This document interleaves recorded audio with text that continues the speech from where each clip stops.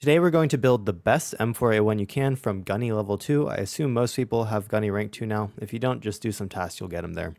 So anyways, you'll start off with the base M4A1 from Gunny. It's pretty cheap, 1k, not too bad. And we will take pretty much all of this off. We won't be using any of these. These are all pretty bad stats, and we can pretty much find better stats on all of them, except for the barrel. I think that barrel will work. I'm not 100% sure. But anyways, we'll go with this base M4. And then moving down from here, the first thing that we will buy is the grip and rip, as it has the best stats of the charging handle. So negative 4% reload time, and it's slightly cheaper than this one. So grip and rip, let's throw that on there. Moving down from there, on the gas blocks, the best gas block we can get is the JPGS gas block. So we will buy that and throw that on there as well.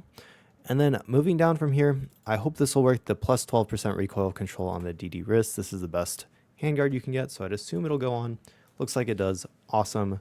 Moving on from there. So from here, we need to do our barrel. And we want to have a silencer on it for sure. So we'll go with the Surefire, as this allows us to put the RC1 on it.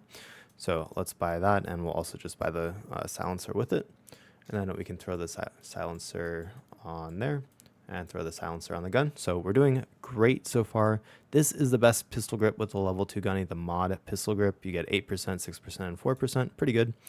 We'll buy that as well. Throw that on there. And then finally, for our stock, the DD butt stock is the best stock you can currently buy. So buy that, throw that on there, and we are almost done. Going up to magazines, this one's actually better, as it holds 32 rounds instead of 30.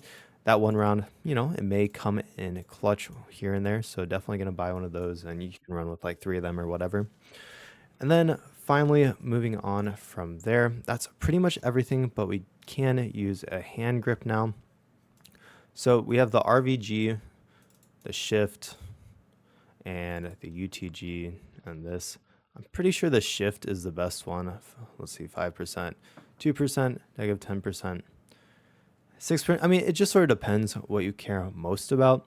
I'd say that the shift is a pretty good mix of all of them. So I think that the shift is probably the best.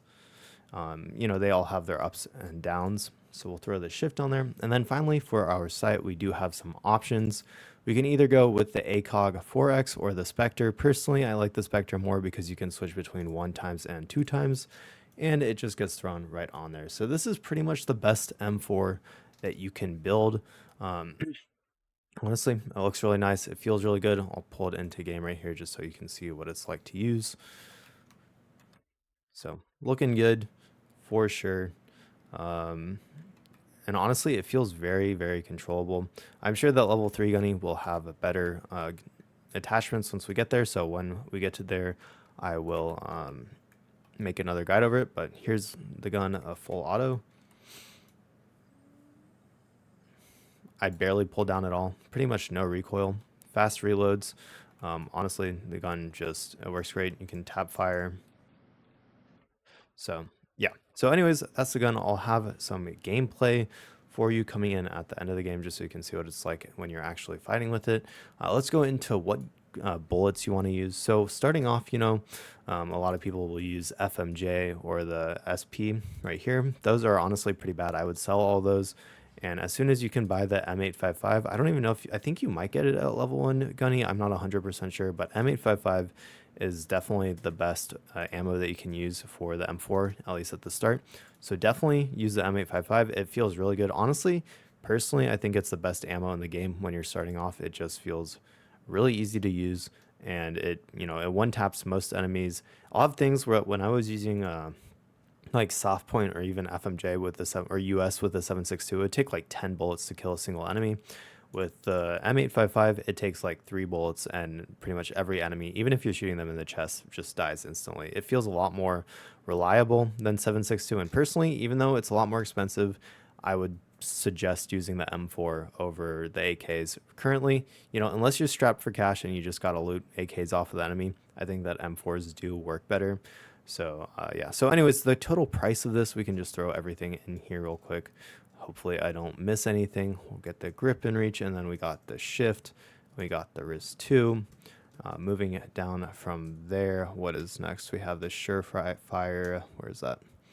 There it is. And then we have the MOD. Then we have the stock and the RC1 and a Spectre. I think that's everything. Sorry if it's not, but about 5K for the gun. So pretty expensive.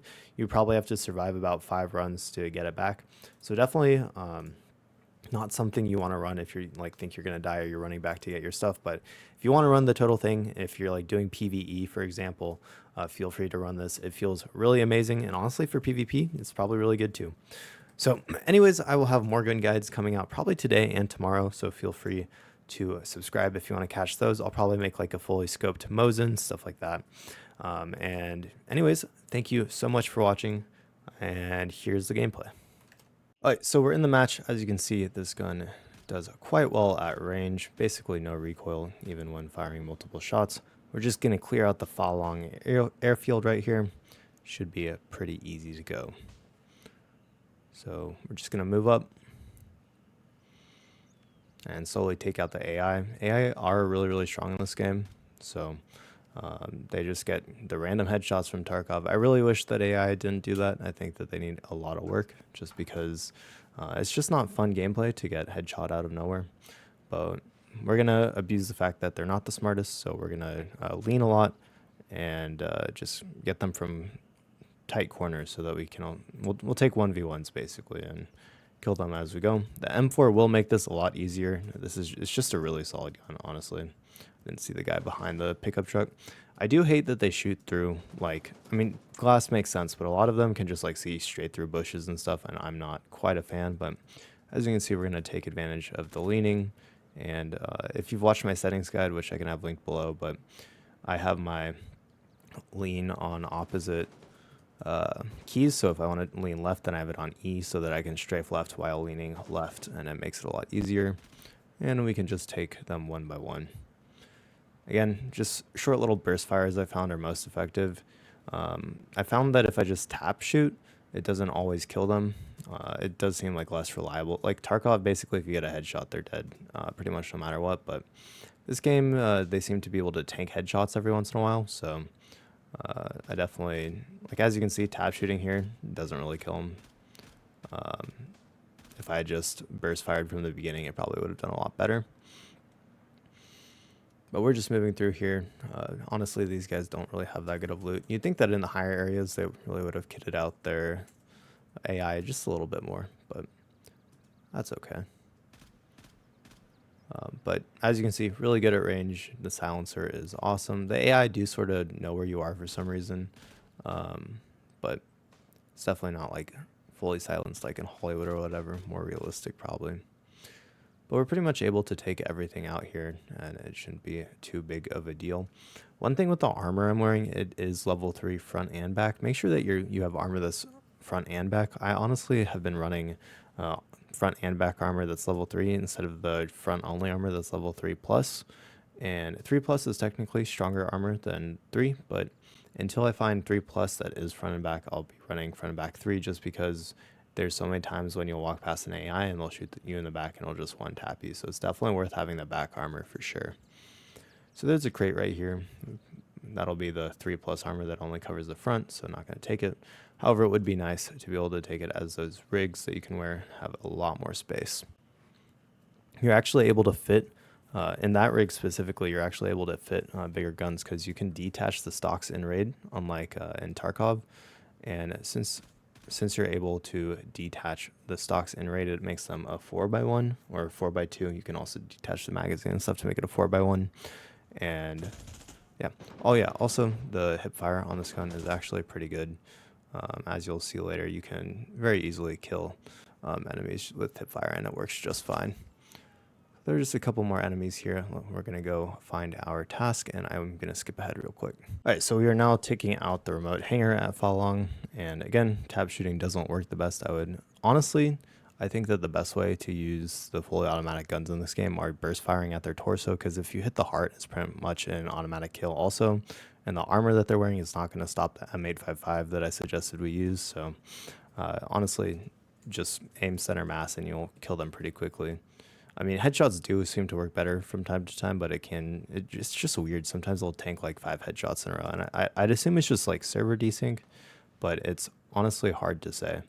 But we're gonna show off some close quarters with the hip. The hip fire really is really good, just extremely accurate. Here we do zoom in because he was behind the pole, but he dies before we even get to use it. And yeah, honestly, I love the hip fire on this thing. I think this gun is an absolute beast. Definitely would suggest using it over the AKM on the guide that I put out yesterday. This honestly feels better to use. And as you can see, it does pen through wood as well. I had no issue killing him when we were shooting through the gate. But anyways, that is the guide. I hope you enjoyed. I'll have more guides coming out later this week on different guns. I'll probably do a Mosin guide later today. Subscribe if you want to catch those. I really appreciate all the support I've seen on my Gray Zone Warfare videos. I'll probably stream later this week as well, so feel free to stop by if you want to catch that. But other than that, I hope you have a wonderful day. Good luck in your raids this week. Have fun at PvPing and PvEing. Let me know in the comments below if you PvP or PvE more. And other than that, I'll see you next time, and thanks for watching.